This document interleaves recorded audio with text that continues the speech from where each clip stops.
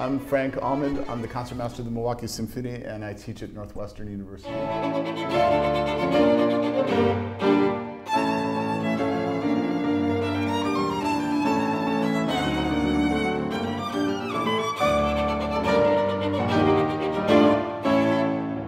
This is a violin made by Antonio Stradivari in 1715.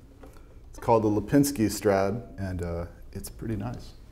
I don't think there's any argument that Antonio Stradivari was the greatest violin maker, maybe the greatest musical instrument maker who ever lived. It's just superior craftsmanship and engineering, and certainly nobody ever made any greater violins than Stradivari. This particular period, from about 1710 to early 1720s, were considered his sort of golden period, where he was really at the apex of his powers. So that's why every violinist in the world wants to play on a 1715 Strad.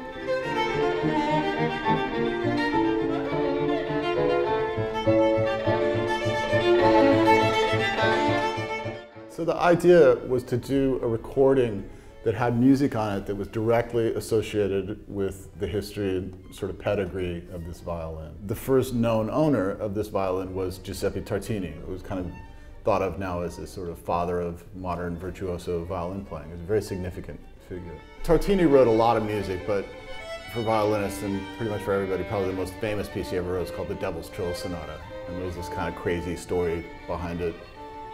Probably not true, but it's a terrific piece of music anyway.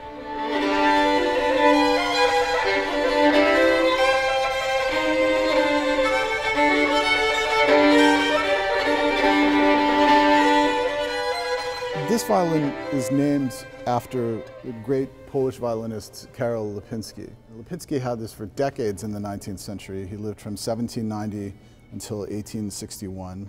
Now, Lipinski has largely been forgotten by now, but during his lifetime he was an incredibly important cultural figure.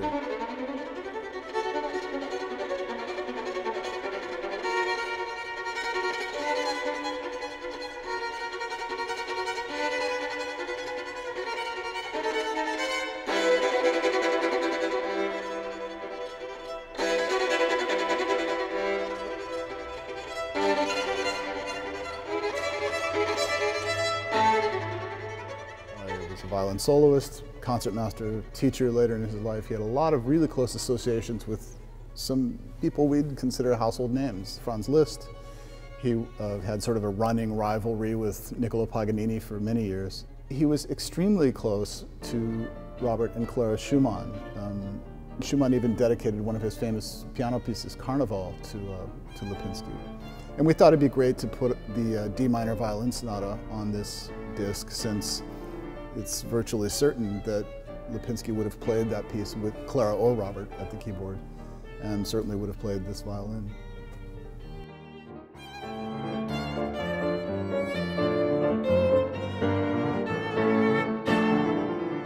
After Lipinski's death, the violin passed eventually to a man named Engelbert Röntgen, and he was a wonderful violinist who wound up being concertmaster of the Leipzig Orchestra. He had a son named Julius Röntgen, who became a very well-known composer in the late 19th, early 20th centuries, sort of from the neo-romantic Brahmsian school. He wasn't particularly revolutionary, but he was very prolific, and he wrote a lot of big orchestral works, a lot of chamber music, including some violin sonatas, and we're going to put one of them on this CD. They're fairly obscure, but I think definitely worth doing, and certainly a solid connection with this instrument.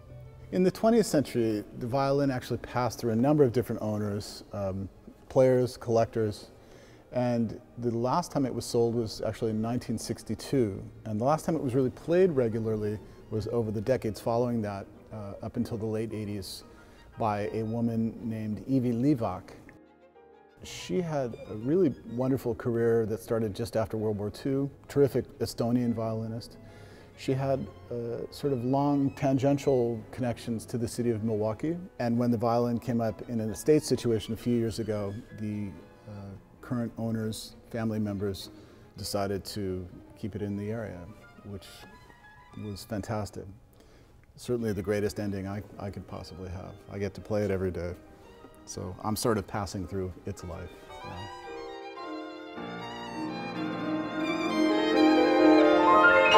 That's